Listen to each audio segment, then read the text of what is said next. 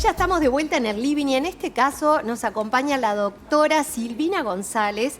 Ella es médico geriatra de la Sociedad Uruguaya de Geriatría y Gerontología, que como saben cada 2 semanas nos acompañan con algún tema vinculado a las personas mayores. Bienvenida, Hola, Silvina. buenas tardes, ¿cómo están? Mucho gusto. Felices de estar contigo y con un tema tan, digamos, que abarca a tanta gente y que a su vez nos preocupa y nos complica porque, bueno, cuando tenemos incontinencia urinaria, que no solamente es por el envejecimiento, y ahora nos lo vas a contar, evidentemente se desatan un montón de situaciones en nuestro hogar, en nuestra autoestima, en nuestra vida, que nos puede hacer bastante complicado el día a día y la calidad de esa vida, ¿verdad? Exacto. Sí, primero que nada definir que bueno que Eso queremos, que nos definas qué es la incontinencia urinaria. La incontinencia urinaria es la pérdida de orina que es involuntaria y que además tiene una afectación a nivel social, higiénico en la persona, ¿no? Y como vos decías, es un problema muy frecuente que en realidad a veces queda como medio tapado, tanto en la consulta con el médico, a veces los médicos no solemos preguntarlo, los pacientes no suelen contarlo por pudor y a veces cuando surge en la consulta como que lo pasamos desapercibido, no le prestamos atención, la importancia que tendríamos que darle. Es un problema muy frecuente. ¿Qué frecuencia tiene? Bueno, es mucho más frecuente en las mujeres, más o menos el pico de frecuencia está entre los 50 y los 60 años. A medida que va pasando la edad, que vamos envejeciendo, la frecuencia en los hombres va aumentando y cuando pasan los 80 años, la frecuencia entre el hombre y la mujer se iguala. Es la misma cantidad de pacientes con incontinencia, hombres y mujeres. Ahora, no solamente se trata de un tema de edad, ¿verdad? Entiendo que hay personas que tienen otro tipo de incontinencia. De repente ya podemos avanzar sobre qué tipos hay, ¿verdad? Porque eso nos va a ayudar también a saber en cuál podemos estar nosotros, quienes nos están escuchando, de repente identificar, porque hay algunas que son de tipo circunstancial y otras de largo plazo. ¿Qué tipos de incontinencia hay? Bien, sí, para tener en cuenta, obviamente que sí, que la incontinencia urinaria es muy frecuente. Nosotros en realidad, en el envejecimiento hay cambios que son normales del envejecimiento, que esos cambios favorecen a que exista la incontinencia urinaria, pero no quiere decir que uno, al ser adulto mayor, va a tener una incontinencia urinaria, ¿no? No hay que tomarlo como que es algo normal del adulto mayor, es un problema, ¿sí? Nosotros tomamos que hay dos tipos, las incontinencias urinarias agudas y crónicas, que nosotros en realidad la definimos por un tema temporal, de la que dura menos de 4 semanas y más de 4 semanas, pero lo importante es que la incontinencia urinaria aguda es aquella que nosotros veníamos sin incontinencia y de repente aparece la incontinencia. ¿Por qué es importante eso? Porque nosotros tenemos que buscar una causa, porque esa incontinencia es tratable, es reversible. Buscamos la causa, la tratamos y la incontinencia revierte. Y ahí las causas más frecuentes son los fármacos, remedios, ¿no? Remedios nuevos. Exacto, un remedio nuevo nos puede hacer cambiar en ese sentido. Exacto, o por ejemplo los diuréticos, que son remedios que habitualmente los adultos mayores toman y que eso genera incontinencia urinaria porque aumenta la frecuencia y la cantidad de orina. Después está la infección urinaria, que también genera incontinencia y se trata la infección urinaria y la incontinencia desaparece. Y después está el estreñimiento, lo que nosotros llamamos fecaloma, que es cuando hay una dificultad para movilizar el intestino. Eso por irritación de la vía urinaria también genera incontinencia. O sea, hay muchas causas, pero lo que sí saber es que si no teníamos incontinencia y de repente tenemos, hay que consultar porque seguramente buscamos una causa, la corregimos y la incontinencia desaparece. Desaparece. Ahora tenemos las crónicas y ahí tenés un montón de tipos. Y ahí hay muchos tipos, 5 tipos. Pero la más frecuente de las incontinencias crónicas es la incontinencia de urgencia. Que esa incontinencia es la que de repente, súbitamente, nos aparecen las ganas de ir a orinar y tendríamos que ir muy rápido al baño. Si no, no llegamos. Si no, se produce un escape. Esa incontinencia es muy frecuente de muchas enfermedades, por ejemplo, enfermedades neurológicas, el deterioro cognitivo, la enfermedad de Parkinson, los accidentes vasculares generan incontinencia de urgencia. Después enfermedades en la vejiga, cálculos, las infecciones urinarias, El crecimiento de la próstata, la hiperplasia prostática en los hombres también genera incontinencia de urgencia. Después está la incontinencia por esfuerzo, que ahí es más frecuente en las mujeres. Porque ¿está vinculado al prolapso? Ahí está, se asocia a una debilidad del piso pélvico. ¿Qué es el piso pélvico? Es como si fueran los músculos que sostienen la vejiga. Entonces, en las mujeres, por ejemplo, por la cantidad de partos, se puede generar una debilidad y por el envejecimiento, y eso genera incontinencia de esfuerzo. Que esa incontinencia se da cuando, por ejemplo, hay una tos, nos reímos, estornudamos, que genera un esfuerzo y se genera el escape de orina. Exactamente. Y también puede haber una mezcla de varias de también ellas, ¿verdad? A veces haber... no es solo una opción, sino varias. Y ahí es donde empezamos a encontrar, bueno, ¿qué podemos hacer de alguna manera para prevenir estas situaciones? Más allá que otras, hablaremos de cómo tratar esta situación, ¿verdad? ¿Hay alguna forma de prevenir? ¿Cuál sería la micción normal de una persona a lo largo del día? Bueno, la micción normal por lo general son 6, 7 veces en el día. Algo de lo que tenemos que tener en cuenta los adultos mayores, que es un cambio con el envejecimiento, es que los adultos mayores orinan más de noche que los adultos jóvenes, y eso es normal, que eso también, viste, que a veces genera un poco de nervios, que me tengo que levantar muchas veces al baño a orinar en la noche. Y da la sensación que eso está mal. Claro, pero es normal. Y eso es normal de los adultos mayores. Obviamente que hay que tratar de tener algunas medidas, por ejemplo, si los pacientes orinan muchas veces en la noche, porque si se tienen que levantar, ir hasta el baño en la noche, a veces hay riesgo de otras cosas, ¿no? De caídas por los obstáculos que hay en el ambiente. Entonces ahí le damos algunos tips como para disminuir esas... Te voy a preguntar algo y después quiero ir a esos tips, porque me parece que ahí las medidas no farmacológicas son bien útiles para todos, porque las podemos aplicar en nuestro hogar y sin necesidad de ir al médico, aunque siempre insistimos. Hay que ir al médico, hay que consultarlo. El médico geriatra es el ideal para poder conocer todo nuestro esquema, digamos, de la medicación, de cómo está nuestro estado de salud y llevar ese seguimiento de los pacientes en el caso de las personas mayores.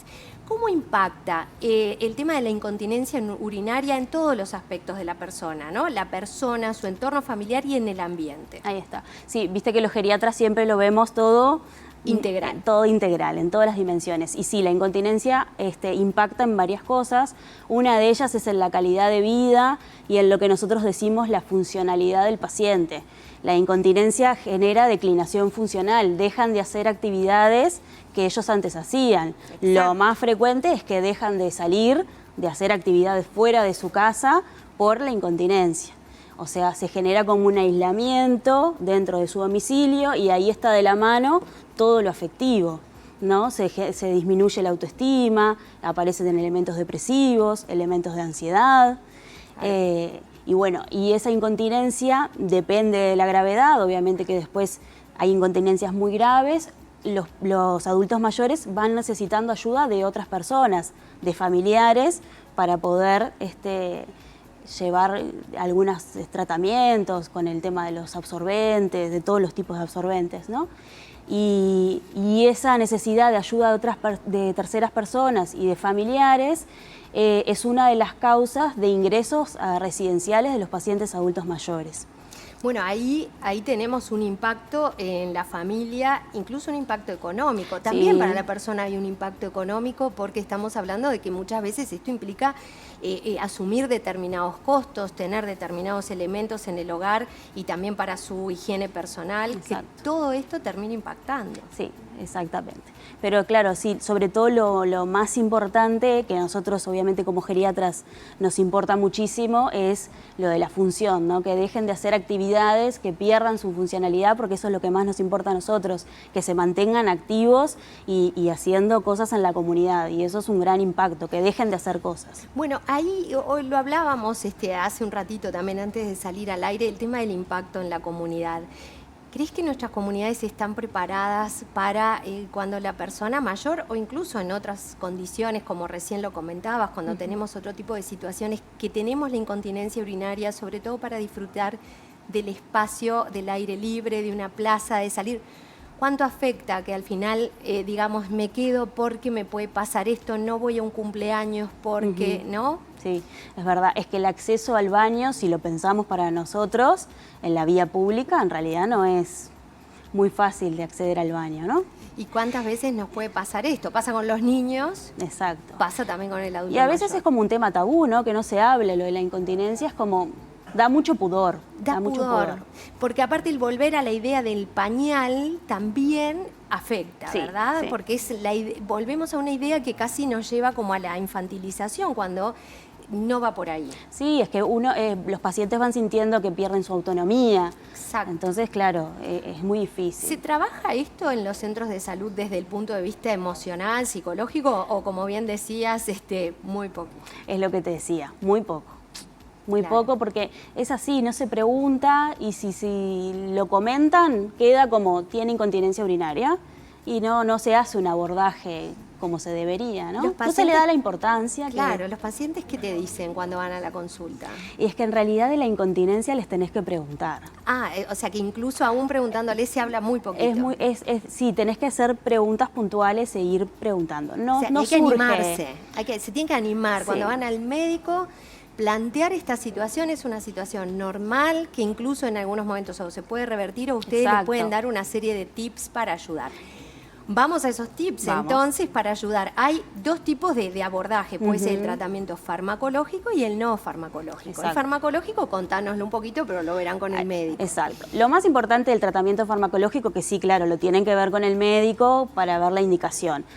Porque además hay que saber que hay algunos fármacos que existen en el mercado para la incontinencia urinaria que no son muy adecuados para los adultos mayores. Entonces eso es muy importante verlo con el médico de cabecera para seleccionar cuál es el más adecuado.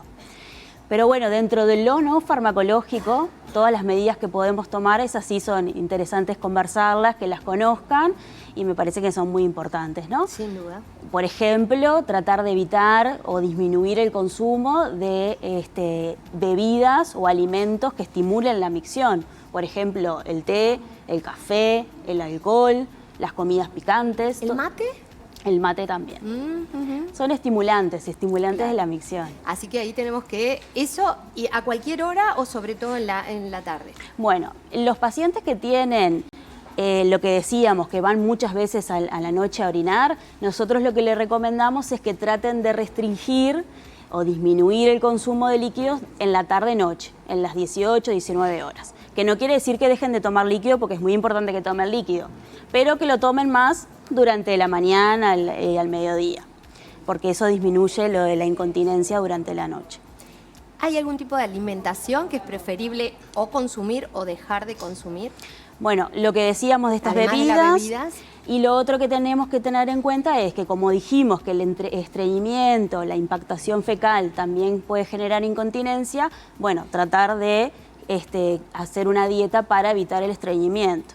Que eso es, obviamente, los pilares para evitar el estreñimiento es tomar líquido, realizar ejercicio, caminar y las dietas ricas en fibras, ¿no? Las verduras, las O sea, semillas. sin duda, no tomar líquido en las últimas horas, pero sí no dejar Sí, de tomar durante el líquido día. para que no vayamos a tener problemas intestinales. Exacto. Y luego en el ambiente, ¿no?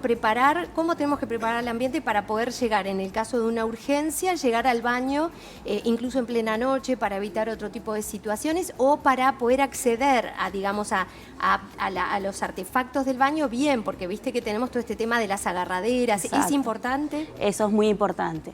El ambiente, eso hay que modificar algunas cosas, ¿no? Obviamente que siempre les decimos de tratar de evitar los obstáculos, muebles pequeños, las alfombras, las escaleras, tratar de poner barandas si es necesario, agarraderas en el baño, ver la altura del water, porque a veces se necesita poner un sobrewater pues, si el water es muy bajo.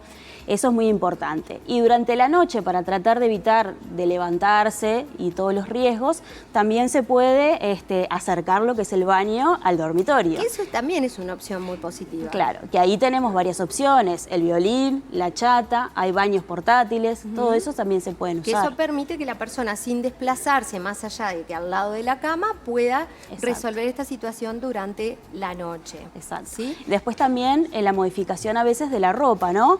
Tener unos cierres más fáciles. velcros, que sea más fácil, ¿no?, de poder Claro, retirarse porque la cuántas ropa. veces tenemos un pantalón, una cosa atada, difícil, y en esos momentos, sobre todo en la situación de urgencia, no nos ayudan. Claro. Entonces, qué importante también, si estamos en esta situación, disponer de ropa Sí, cómoda sí. para poder Más realizar. fácil, ahí está, Exacto. velcros, elásticos. El elástico es bárbaro, el Ujú. velcro también es facilísimo. Exacto. Y con este tipo de cosas entonces nos ayudamos a que, aún teniendo esta situación, la podamos resolver. Siempre cuidando aquello que decías, también si podemos reducir el problema, el abordaje, la reducción y siempre la consulta al médico. Exacto, decirlo y preguntarlo.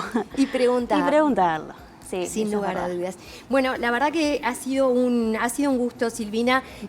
Realmente, como siempre, con la Sociedad Uruguaya de Geriatría y Gerontología vamos acercando distintos temas que, bueno, que nos acercan a nuestras personas mayores, que al fin y al cabo nos importa a todos, seamos o no personas mayores, porque en nuestro entorno podemos ayudar a hacer la vida de todos mucho mejor y tratar humanamente a todos. Sí, la verdad que muchísimas gracias. Siempre te agradecemos el espacio que Muchas nos das desde la sociedad para poder venir y comentar temas que son bastante frecuentes e interesantes para los adultos mayores. Muchas gracias. Sin lugar a dudas. Gracias a ustedes.